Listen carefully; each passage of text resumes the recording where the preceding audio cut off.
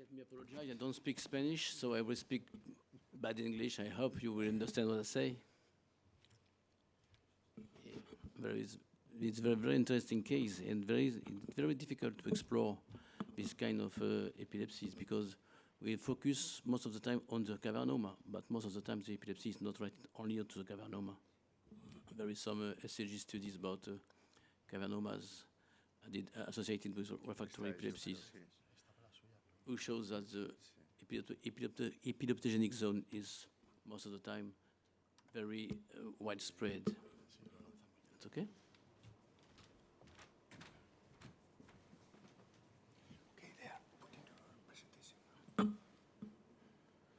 Okay, so to decide how to monitor this kind of epilepsies, we have to make some hypotheses.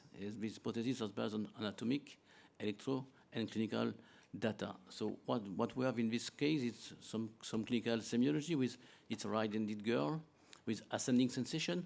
Which kind of ascending sensation must be different? Loss of contact, language disorder. You know that on the neuropsychological assessment she has an anomia, and on her EEG it's left and probably temporal seizure. So we lost some. Is there some automatism, manual automatism, some déjà vu, déjà vécu, prosopagnosia, which kind of ictal language disorder? I don't know. But what we know that it's a cavernoma, familial cavernoma, and so we know that in the literature, this kind of epilepsies are most of the time widespread in one or two hemispheres, and that's very interesting for SCG implantation. So we have left temporal or temporomedial seizure, but there is amnesia of the seizure. Maybe it's a bilateral involvement at the end of the seizure, I don't know. So how we will do this implantation? In yellow is the situation of the left cavernomas. There is left temporal epilepsy with language disorder, so we have to implant temporal pole, amygdala, temporal base, hippocampus, fusiform gyrus from to the posterior part of temporal lobe, T1, posterior one for the language disorder, and these four will explore the ventral pathway of the language. But you have to explore the frontal area and the entire insula with a orbitofrontal electrode, and you have to make a circle around the cavernoma. And so we put a posterior electrode. We go for posterior to the fusiform gyrus, to the occipital cortex, and one in the cuneus cortex.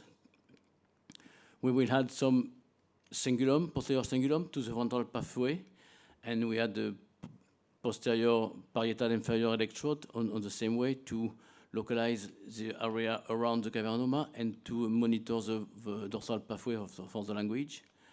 There is ascending sensation, some visceral sensation, so you can't avoid the possibility of in posterior insular involvement. So we made an oblique electrode in the posterior insula, and at the end we will monitor the left anterior cavernoma, not to make a mistake, and so the one on the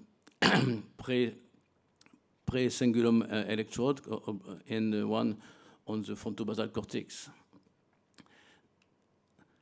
And we put an electrode on the other side, on the hippocampus, to monitor how functions the memory.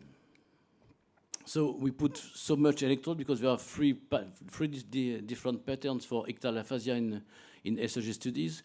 One in the pattern in the posterior way, one in the temporal pole and the radial cortex, and the other one in the posterior on the fusiform gyrus.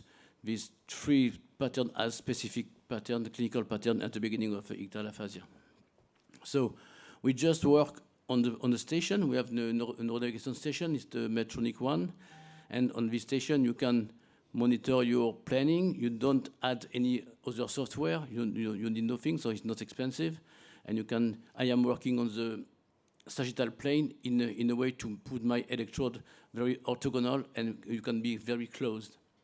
You can change your imaging for doing that, so it's very easy. And if you are afraid about vessels, you can enlarge your imaging, so you can control the distance from any vessels. So this is just some from a little movie to show how we do that. It's very, very simple technique. So just now it's aseptic condition. While change, we are in aseptic condition extreme, and we will prepare the navigation. We can just make the target on the entry point. You just have to align your trajectory and then make the drill. It's a common technique for everyone, just based on the biopsy, brain biopsies, okay?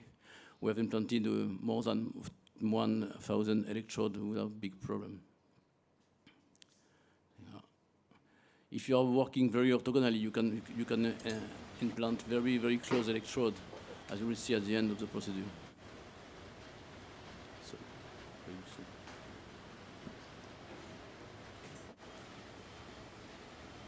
okay, this gives you the distance to the target, and you can prepare your electrode. This is a stylet to prepare the trajectory. I think that the most important point is the entry point in the cortex. So there's a place for bleeding. So we must be very careful at that moment. Thank you.